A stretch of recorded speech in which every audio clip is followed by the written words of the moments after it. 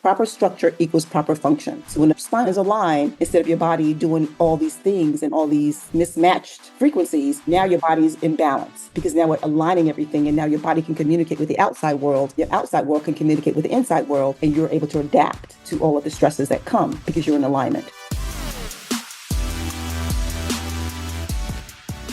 Welcome to the Optimized Workplace. On today's episode, we are joined by Dr. Keita Vanterpool, President and CEO of chiropractic. She founded and created Trilogy Fitness Group, a 501c3 corporation with its insight to expand access to essential and quality healthcare to the underserved communities by providing chiropractic care and other health and wellness programs that address the basic needs of individuals holistically.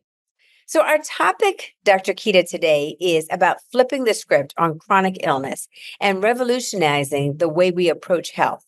Imagining a world where your medical history doesn't dictate your future, where a lupus diagnosis is not a life sentence. I've had a lot of friends that have had the lupus condition, so I certainly know that personally and close to heart, and where the power to heal lies within your daily choices. So as we kick off this conversation, and again, welcome to the Optimized Workplace podcast, Dr. Keita, I'd love you to share with our listeners and even with myself, how did your own personal battle with lupus shape your approach to health and wellness?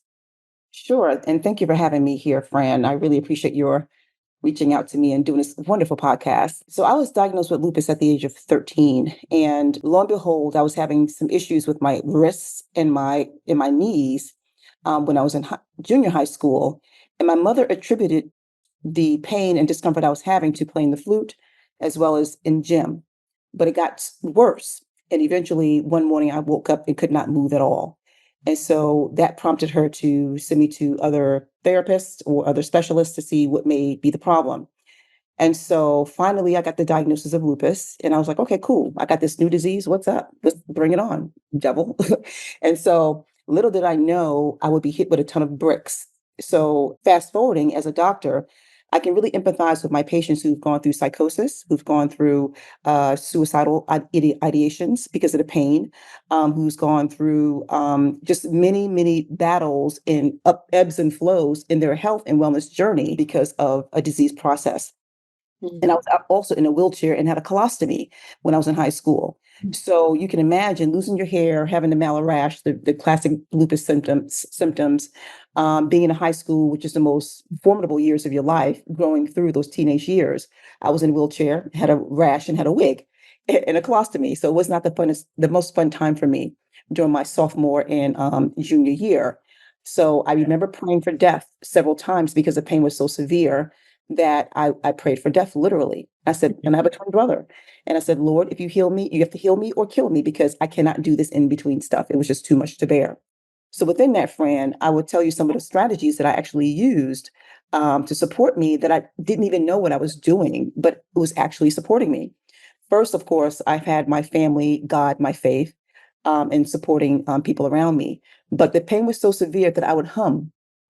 I would hum. Like, Mm-hmm. really? People rock and they hum because of pain. Yeah. I literally did that. And my mother fed me a vegetarian diet. So she took out all meat. She juiced for me, did smoothies and things of that nature because it was really difficult to hold food down. And I was down to about probably 85 pounds. You can imagine that being in that kind of condition. So throughout my ninth grade year in high school, through part of my sophomore year, I was very, very ill. And I was before I got struck with the illness, I was very active and I wanted to be a model. I had pretty legs and pretty feet and beautiful skin, and all that was taken away from me. So mentally, I've gone through a depression, anxiety and depressive disorder. So I'm saying all this to you to say that because of my journey of what I've gone through, I'm able to speak to others about what they can do and strategies and modalities they can use to support their journey through any illness. Inflammation is a killer. We all know that. And so the body loves to be in a state of ease. And in order to do that, you must feed it and nourish it with the proper things. And what I mean by nourishment, it's a holistic thing. Well, Dr. My King, before we get into that, because I know you're going to give us a whole a trilogy of some lifestyle modifications, and I'd love to hear about that. But I think you've hit on something really crucial is that that you because you have journeyed through it and come on the other side of it. There's a huge piece here that for those who are listening and who are dealing with any sort of mental health anguish or anxiety or a major life trauma, that whole way of just mentally how you're able to process through it. So before you get into the lifestyle modifications, perhaps in terms of the physical, nutritional, et cetera, can you talk to us a little bit about, what that was like for you from a mental health perspective and how, as a young person growing into adulthood, you found, the resources or the persons in your life to journey through the mental illness piece? So the mental illness piece came through taking a bunch of medication, and I ended up in psychosis because of a lupus derivative psychosis because of the medication. I was on high steroids. And so as a teenager, you don't understand, you're still growing, you're still processing, your brain is still growing and maturing. And so I did not really understand what I was going through, but I knew that what it was very bad. And again, I came to the point where my mother was like, yo, we got to do something about this. Either we're going to do the drugs or we're going to do herbs. We can't do both. So Hmm. she began the process of weaning me off all my medications. And that's when she began the strategies of, look, let me research health and wellness, herbs. And we weaned off medication. We titered it. And then she put me on strictly herbs, juicing, smoothies, and a vegan lifestyle. And did And you so, find as a result of shifting the nutritional piece that mentally you were able to have more clarity as well? um, I don't know, and if I can really say that, but I can imagine that it did help because Hmm. when you're in so much pain, you don't know what's working, what's not working. Yeah. You only know that I need to keep food down in order to stay alive or Hmm. nourishment. And so as I navigated through that mental space, I actually remember what I went through, and I was trying to navigate through that. But again, when you're in uppers and downers to try to keep you stabilized, you just cuckoo for Cocoa Puffs. It's kind of hard to really navigate that. So, like I said too before, that my mother knew to do something, and it wasn't the drugs. And so that's when she started weaning me off and really taking care of me in that regard. But as I grew out of that Hmm. psychosis, I knew that I had to do something even myself internally, which is a lot of prayer and meditating and humming. Hmm. So when you talk about frequency, music and frequency things, Mm. people do certain things and certain frequencies heal and certain frequencies destroy. So, so yeah. That's powerful. That is so very powerful. I mean, just the fact that you're a living testament of being able to push through it, get through it. As I mentioned from the top of the show, I've had several friends. I've actually lost a friend to lupus. And I think that the evidence-based medicine and different practices now that are coming more to the forefront, as you just mentioned, the nutritional piece, how important that is, how important it is to get the toxins out of your body. Sometimes there's an overweight of toxins and toxicity of the body. They didn't know that in the 70s, 80s, 90s, and we lost a lot of people to lupus. So before we get into more of some of the healing that you did to be able to transform through this, I'd love you to share with us, where do you feel the transformative moment was for you to come down this as a career path and move towards this as a career path, having gone through this really serious health journey? So I always knew I wanted to be a doctor, just didn't know what type at that time. And I was exploring being a surgeon. I was exploring being a pediatrician.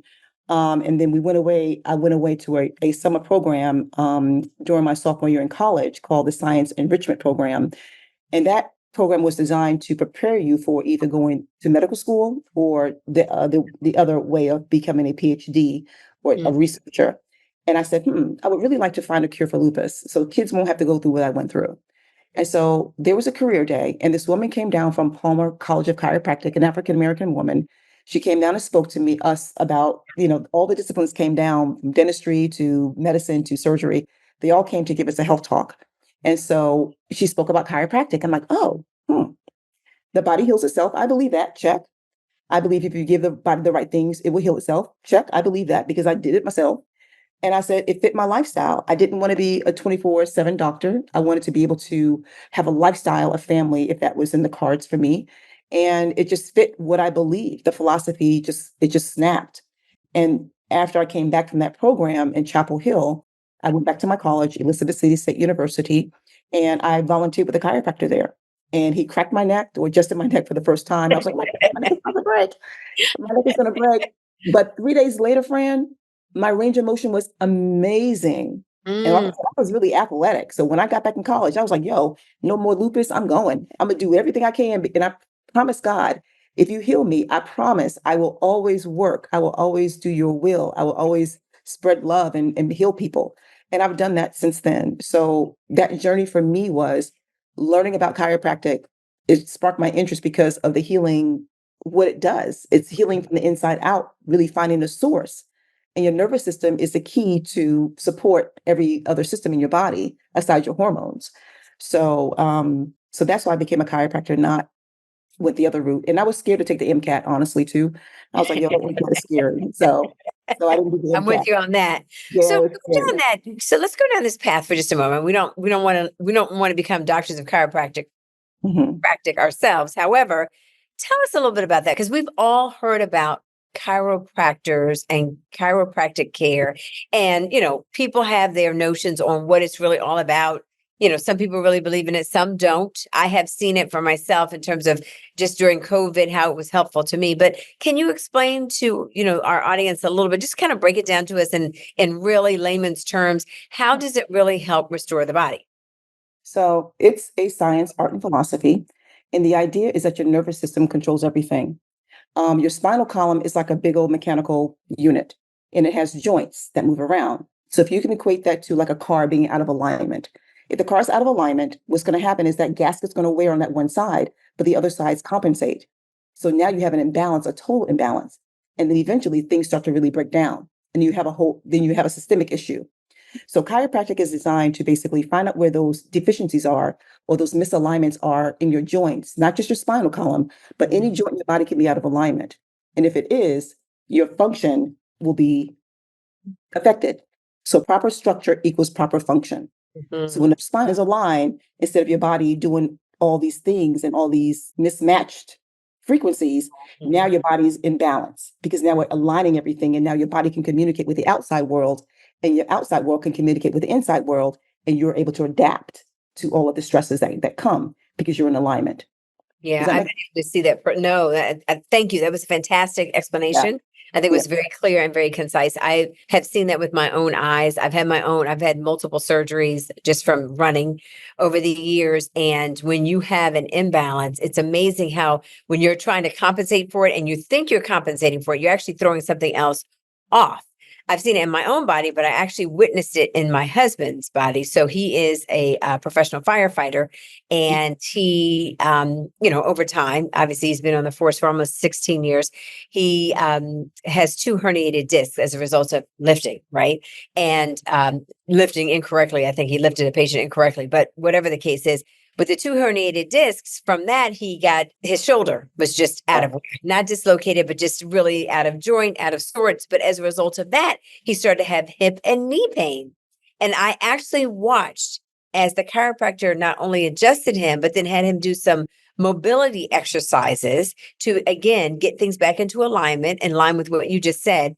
And within a half an hour, I mean, this man who had been limping, Yep. moving in the most austere way, it was so sad to watch. He was like the humpback of Notre Dame. It Right. was horrible to watch. Like, how are you going to work like that? But he was going to work. And one Right. day, he got sent home because they're like, you can't work like this, man. You can't drive a truck. You can't lift a ladder. What are you going to do?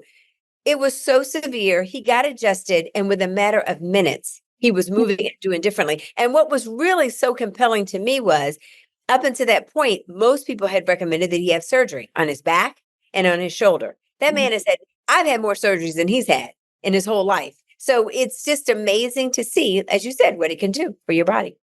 Yeah, I call it a gift and I call it the anointing that I have because again, it's power in the hands and it's power when you have the right chiropractor. And I think that it's very intuitive work. And again, I'm like you, I'm amazed every time I see that even I can adjust my shoulder with the activator I'm amazed at just the little things that people go around every day feeling crappy and they don't know why. Your nervous system's out of whack. It could Mhm. be just an imbalance in the nervous system that Mm. can correct. So just being able to have that gift and to share it with others is phenomenal for me. And I work in Southeast Washington, D.C., where it's an underserved community. So I was able to introduce this to many of the people here that I live and work with in this That is community. so And phenomenal. yeah, So phenomenal, Dr. Keita. So let's talk a little bit more about that. I would love to for you to share with us a little bit. How does your chiropractic care then kind of expand out into your holistic approach to health and well-being? Because I know you do a holistic approach for your clients. It's not just one dimensional. So talk a little bit about that, if you will. absolutely. So my office is based on, look, I deal with the mind, body, and spirit. Holistic healthcare is what it is. And so when you come to my office, you'll see that there's different colors, there's different paintings on the wall. It's not your white office with gray stuff. It's not, industrial. And then I have essential oils that we diffuse in here because they're known Love to keep you oils. going. I love oils. Yeah, Yes. Yes. yeah. And then we have the nice frequency music. I use 432 or 528 mostly in my office because again, when people are coming in here, they're already stressed out. This is Mhm. like an oasis away from the normal thing that you do. And when you come in here, it's an experience because I listen to you, I take time with you, I want to find out what's going on with you. Your first visit may last about an hour and a half. After that, I can see you 15 minutes and you boom, boom, you're good. So, but I really take time to understand and know your body. And I think that's the biggest thing is that having a connection with your patients Mhm. as opposed to you coming in as another number.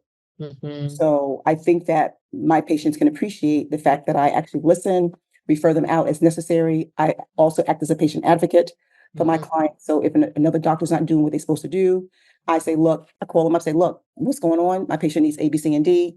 Let's get it done. Because I think that a lot of times as African Americans and minorities within our communities, a lot of times we're not listened to and we're known to be able to take pain and be able to deal with it. But I think also when you have someone who really listens and cares and they see that, it takes it to a whole another level. Your healing is accelerated because of that. Yeah, So that's one thing. Mhm. no, I love what you're saying. As you said that, what immediately came to my mind was suffering in silence. Some people, they just have this mindset. There's nothing that can be done, or I Mhm. have to suffer, or there's nobody I can go to help me. And what most folks don't realize today, there are so many different alternative practices of care. And self-care is where it starts. Chiropractic is one component of it, but as she just mentioned, oils. I hope you guys really jotted that down. There are so many essential oils that can really help the body heal in so many ways.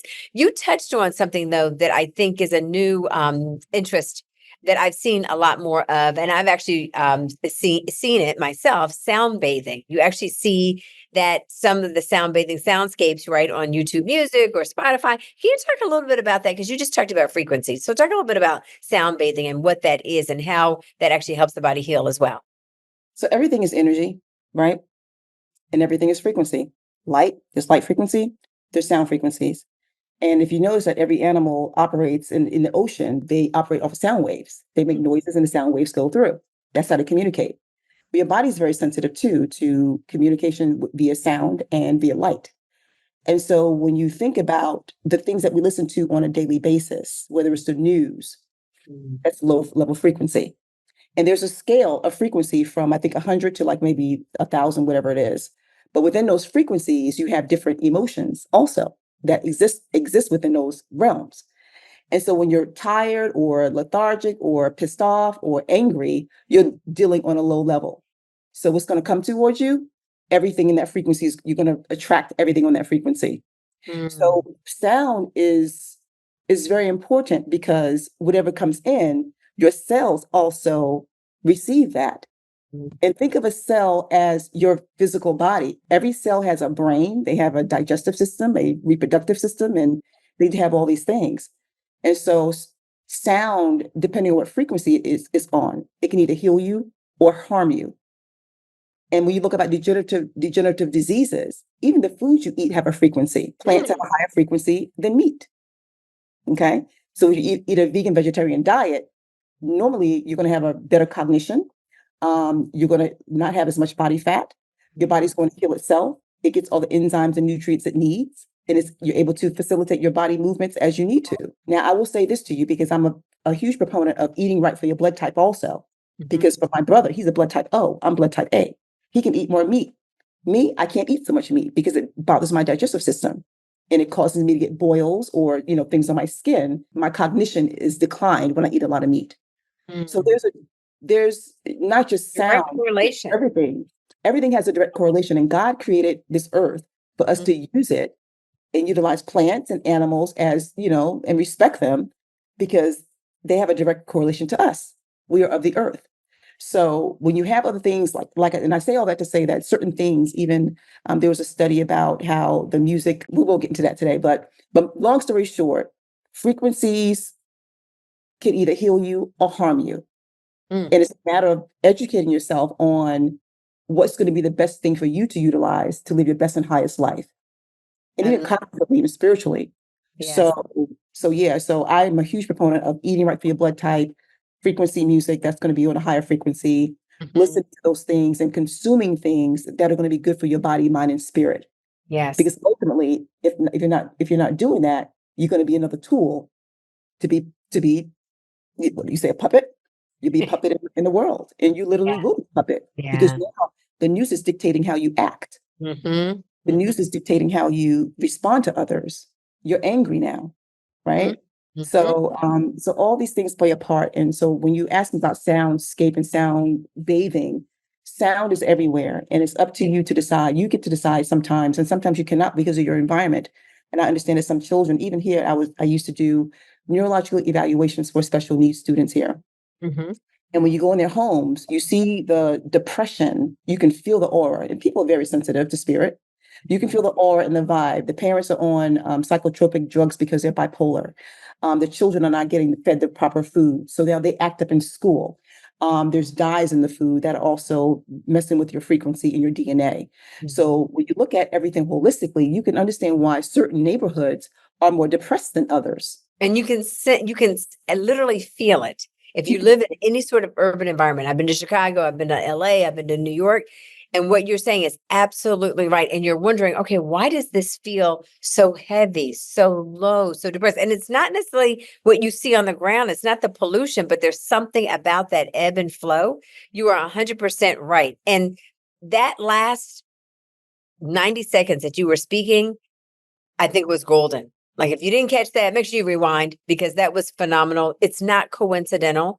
I, no, I have a lot of girlfriends, a lot of colleagues love to go to the spa. Oh, I love to go to the spa. I love to release. And they wonder, I wonder why I feel so much better. Well, you're pulling yourself, you're detoxing from yes, all the elements, all the metals, all the crap that you're dealing with on the day to day coming constantly at you. When you disconnect from all of that and you go into that oh yeah, environment where everything is clean and it's clear and it's pure, there's no wonder you feel differently. So I love what you're stating though, because you need to find ways practically in your everyday life to bring some of these modifications in. So it's not just every once in a while, every 90 days, or for some of us, every 6 months that you're going to the spa and getting this wellness healing and reviving, but you're getting on a regular basis. So this is a great place to say, if you're loving this conversation, because I absolutely am, please, please, please subscribe to the Optimized Workplace.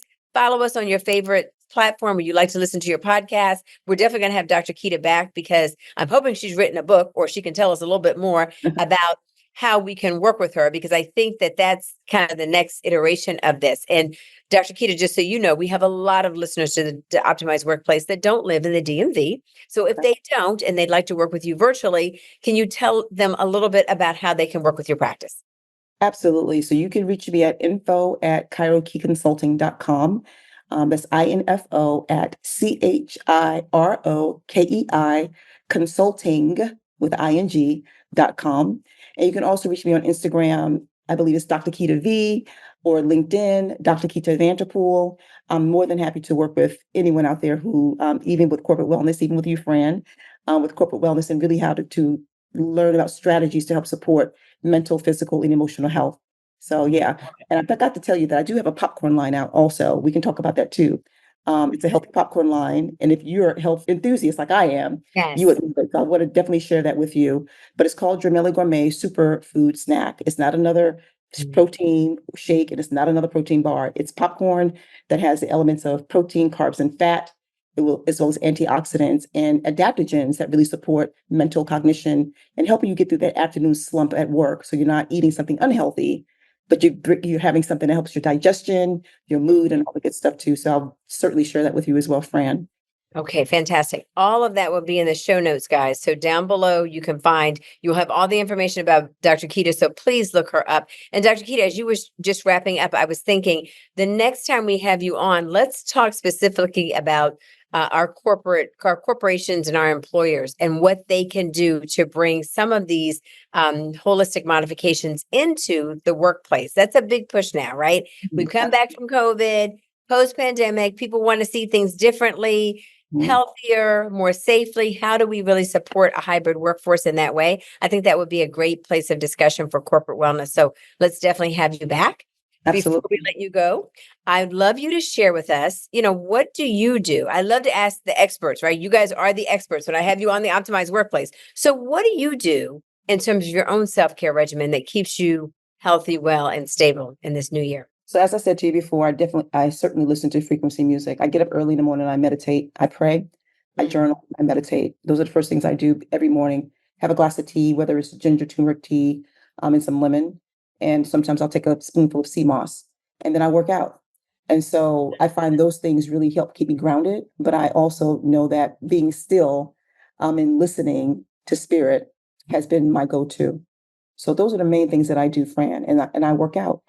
And I find that when I don't drink my smoothies every day, if I don't do my juicing, during the week, then I certainly feel a huge difference. So being young in the mind, body, and spirit. I mean, I'm 52 years old, 52 years young. You wouldn't think that, and you look amazing too, by the way. I'm not sure how young you are.